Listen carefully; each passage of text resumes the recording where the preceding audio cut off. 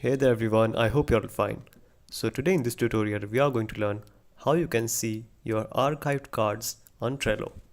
So simply click on Trello and now you need to click on your board here. So I'm just going to click on this one, and now as you can see I have created a card here.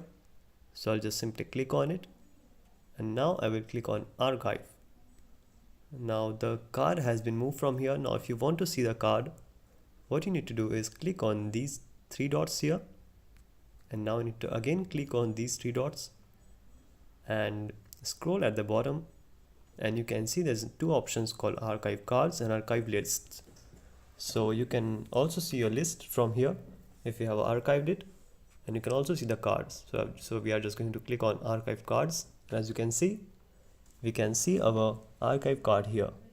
So if you want to send it to board and you want to unarchive it, you need to just simply click on send to board. Alright, now we will check whether it has come or not. So as you can see, so that's it for today guys. Hope you found the video beneficial. Feel free to ask any questions in the comment section. See you soon. Have a wonderful day.